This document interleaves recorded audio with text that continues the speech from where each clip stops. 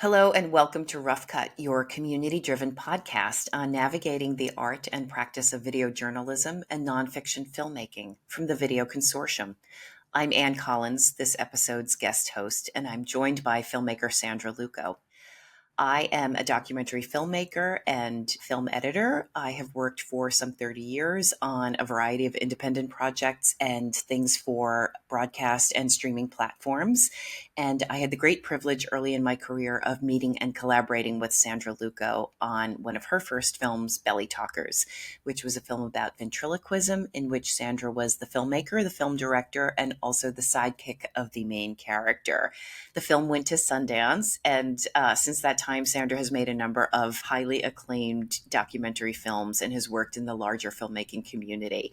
I had the privilege of teaming up with Sandra again on her most recent film, Vanishing, a Love Story, and am really excited to talk to her about what went on in terms of the filmmaking, the technical considerations, and the storytelling that lay at the heart of this great new film. So let's get into it.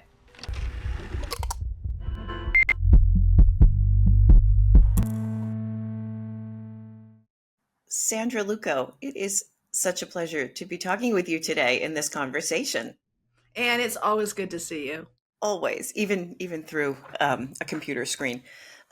So I'm really excited about Vanishing, a Love Story. Really excited that this film has come to completion and really excited about the story that you're telling. But what I wanted to talk about today was some of the things that don't often get discussed in documentary filmmaking, from, embedding yourself in a family home to finding technology that allowed you to be stealth in that situation. So this is a film about Cai Emmons and her husband, Paul Caladrino, and it takes place at a time when Cai, who was a filmmaker and a writer, is coming to terms with a terminal illness and, her encroaching death, really. How did you meet Cai? How did you hear about this story? And what, in this chapter of a person's life made you say, all right, there's a film here? Well, we met so serendipitously. Cai was a member of the first class of women to graduate from Yale. If you can believe that, that was only 1973. And so when I was teaching at Yale, I've been teaching at Yale for 22 years, and we were having a 50th anniversary celebration of women at Yale. And so I was asked to do a presentation of women who had gone into film or had done films while they were undergraduates. And so I did this big presentation, and I don't know if she heard about it. I don't know if she was there. I'm not really sure how it happened. But after that presentation, we formed a Women of Yale Facebook group. And she contacted me. And she said, "Oh, you're way more interesting than some of these women on this Facebook page. I would like," and it was right at the beginning of the pandemic, so everybody was going on Zoom meetings and everything. And she said, "Let's have our very own quarantinis and just let's talk about things." And so we did. And so about every couple of weeks, we would meet. We would drink 3 or 4 cocktails. We would talk about life and art and writing and filmmaking and just, a plethora of things. And, 3, 4 hours would go by. And then I would say about 6 months into doing this quite regularly, she texted me and said, "I don't want to do these anymore." And I was a bit hurt and said, "Well, why?" And she said, "There's something going on with my voice." And so I said, "Cai, I think that what's going on with your voice is that we're drinking too much and talking too long." And she said, "No, it's something else." And then 6 months later, she was diagnosed with bulbar onset ALS, which is the one that robs one of the ability to speak. So I certainly did keep in touch with her via other means other than Zoom. And then there was a situation where I was going to Eugene, Oregon for another event. And I said, "Cai, I would like to meet you. And in the process of meeting you, if it's okay with you, I would like to do a little filming of you and your life and everything, and maybe for your family." And she ultimately ended up saying, "Okay, if you're going to do that, here's a shot list." And so literally within 2 weeks later, we started a GoFundMe, and the project just grew into what it was. So it sounds like you had some common ground. You both were women who graduated from Yale and then went on to earn an MFA at NYU's Tisch School of the Arts in film and television. So you had a very similar trajectory, and it's This is how I like to describe Cai. My relationship to Cai is, I would say, Cai grew up on the East Coast. I live on the East Coast now. I grew up in Portland. Cai lives in Eugene, Oregon. Uh, Cai went to Yale. I went to Yale. Cai graduated summa cum laude. I did not. Cai went to NYU Film School. I went to NYU Film School. Cai won a Student Academy Award. I did not. You went to Sundance. Cai did not. Well, okay. You've made a career in the film industry. Cai chose a different path. Yeah. But I would say enough common ground to form a close relationship. And certainly you were kindred spirits in your art making. Absolutely. But I did not meet her in person until my first day of filming. All right. So let's talk about that a little. So, one of the great things about your particular point of view as a filmmaker is that you have such a sensitivity for quirky characters and for non-mainstream, non-basic, as my teenagers would say, people, like a more, you just sort of have such a great feel for character, first and foremost, I think, in all of your films, whether it's a close relative or someone that you're meeting for the first time. So you have this kind of sense that there's a film there, right? Whether you're admitting it to yourself or not, and you talk her into letting you film her. Did you know at that point that she was that her illness was terminal, or that there was a time frame for her illness? What were you hoping to capture in those first few days? Well, ALS is terminal, and she had the more aggressive form of ALS, which is bulbar onset. And so we knew that this was going to be the end of her life. And her her mandate, really, to me, for the permission and access and ability to shoot this was that I would shoot her doing Death with Dignity when the time came. I think I went into it quite naively because of her tremendous spirit.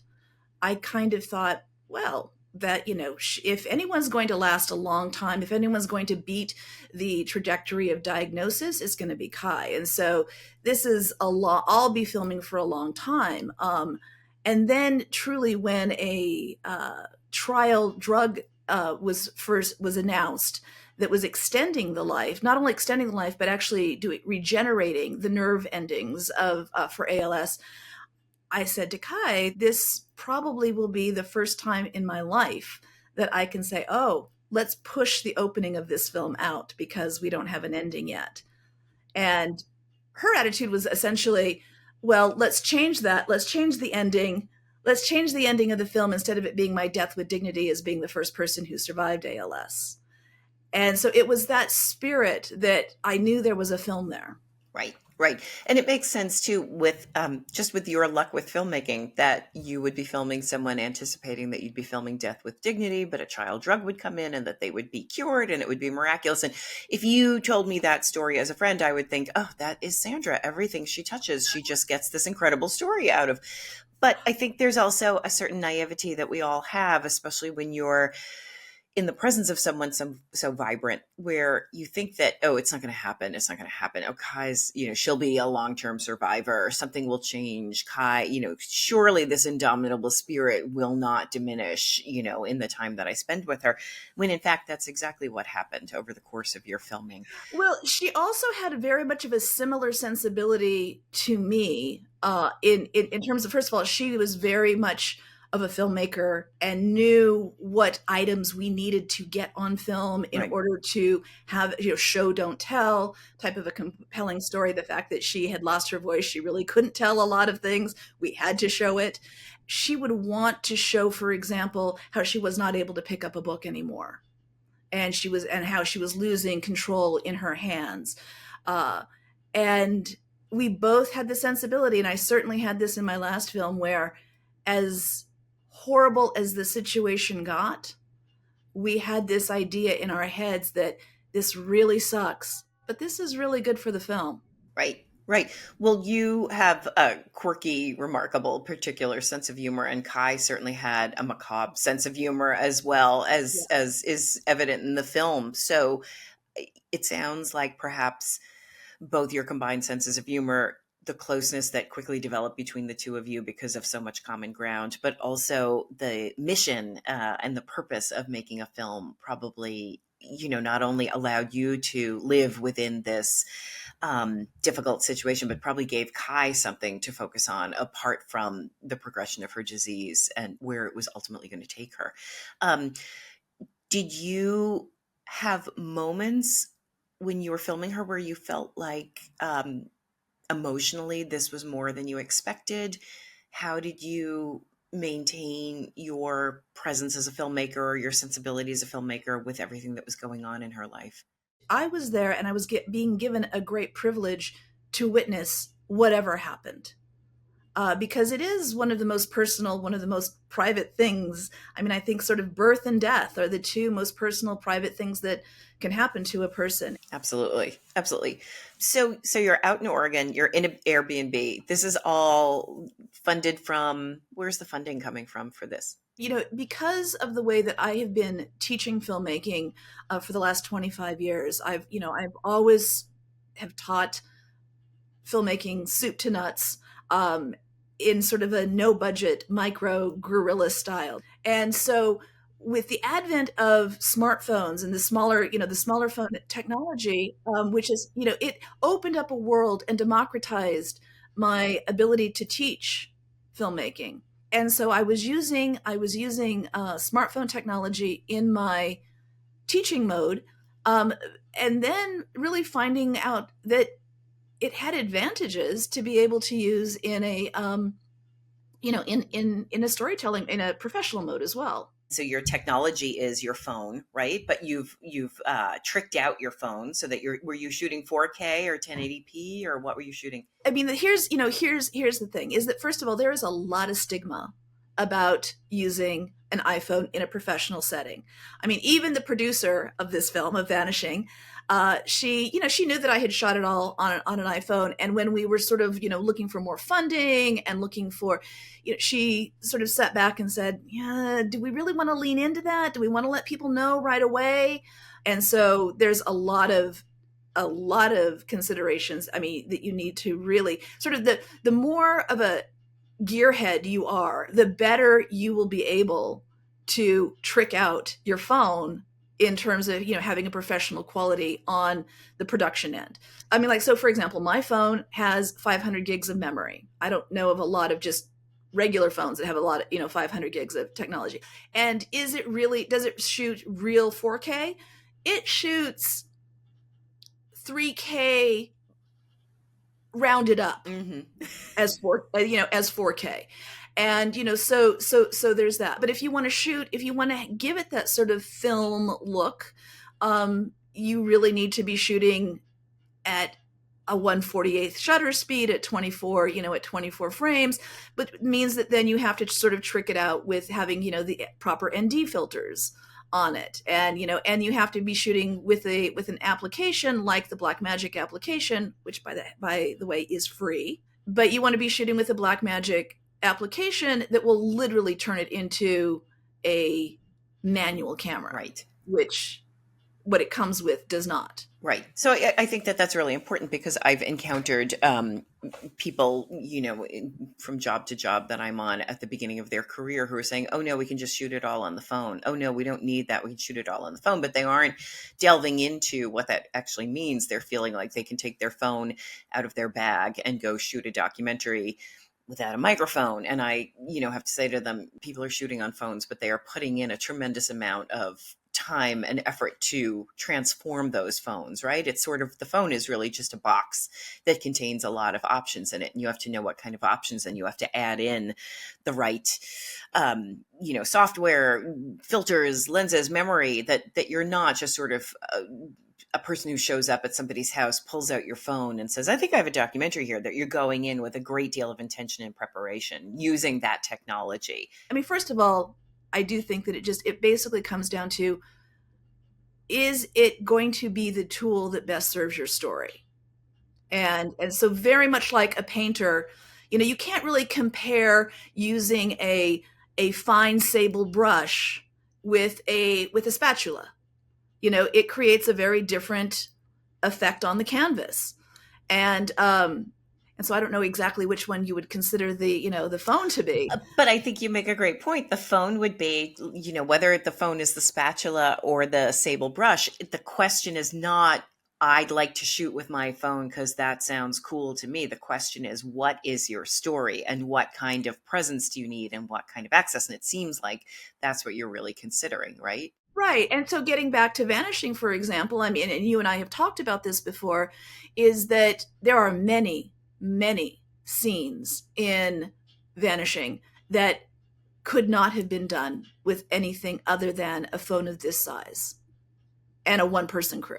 You're using the phone as your camera. You have the phone with a tremendous amount of memory. You have great lenses because it's an iPhone 10. Are you using the iPhone 10 lenses? Actually, the iPhone 10 only has two lenses on it.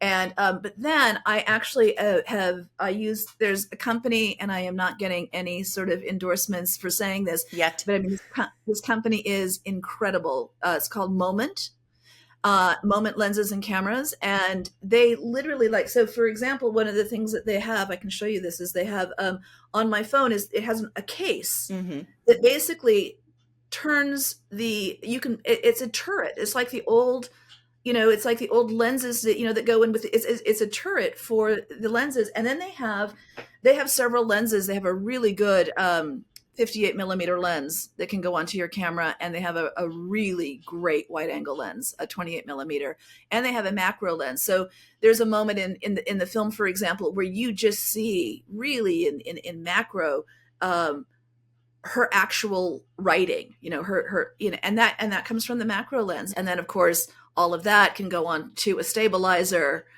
and they sell like incredible like cages now for iPhones, so that you can put everything on the cage. Right. It's fiddly. I will tell you, it's super fiddly in terms of sound. Like, I'm using these remote RF mics that actually so you've got just, it looks like a regular RF mic with the little power pack and everything, the transmitter.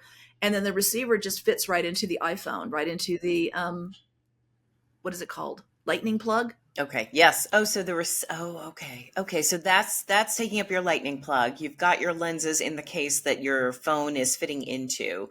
Were you shooting with your phone in a cage with the stabilizer? Did you have the phone in your hand? I have a really great, gimbal, which is, essentially a little iPhone Steadicam. So is it a stick, or is it like two hands? Is it? It's a stick. It's a stick, but I have a tripod, and I have and I am kind of the human tripod in terms of I happen to be very stable. You steady yourself. I don't breathe a lot. What's the price point for a package like this? Oh, you can get just like a stellar package for $5,000. Okay. And that's including mics. That's including mics. That's including lenses. That's including software, stabilizer, tripod. Right. Yeah. Right. So you're basically walking in with a backpack, right? Sized kit, right? As opposed to wheeling in carts and carts and carts. And it's so interesting because a lot of people say, well, it's like, oh yeah, well, it's amazing what those little phones can do, and it's kind of great, but the sound quality is really terrible. Right. And the thing is that the sound quality on a Red is really terrible too if you put a microphone on the camera. That was my next question, is sound. I can actually capture better sound quality, and because it does have a microphone in it, I can always get a scratch track to sync. Then to sync. I mean, syncing up then now. I mean, we don't have to sync dailies the way we sync with a 16 millimeter or 35 millimeter film. Is that, Adobe Premiere will do it for you, right, if you have a scratch track. So an advantage and disadvantage, again, of working with this kind of technology, on this film, is that is that it does allow you to sort of be what, I guess what we used to call the one man band, right? The one person band is more politically correct. The one person band of, sort of doing it all. That is my least preferred way of working. Because, just because I can does not necessarily mean I should. And the greatest joys of certainly of working on this particular film has been that my subject was a filmmaker.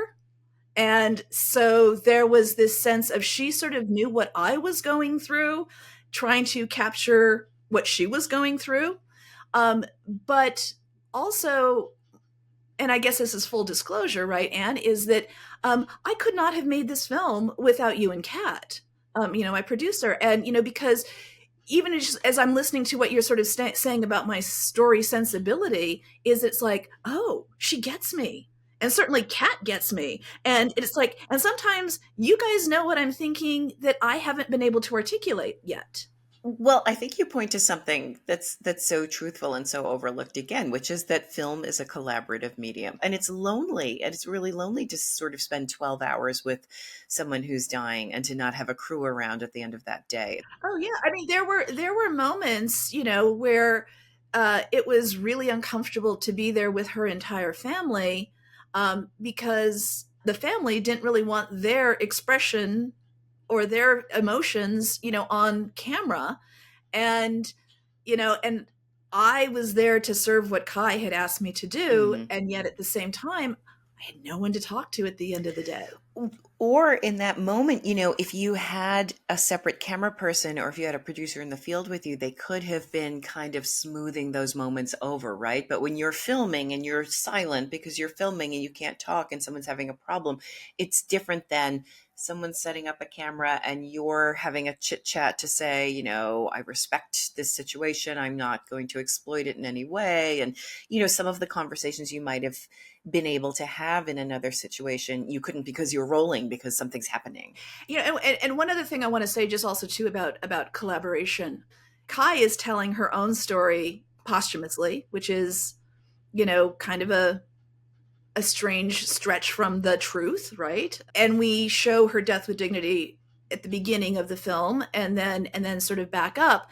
And and I had to get a lot of feedback from people about whether they thought it was going to work, about whether it was working for them. A huge appreciation to working both with you and Kat on this was the idea of of you being able to see what I was going for, whether it was working or not is a different situation, a different story, but being able to see what I was going for and understanding it, and then helping me, as opposed to saying, no, that's not going to work, or I wouldn't do that if I were you, being like, how can we do that? And so, yeah, it's just really crucial to get people who get you around you. Yeah. Yeah. Well, it's like the law of improv, right? Yes. And yes. And Yeah. yeah, we don't say no a lot in documentary.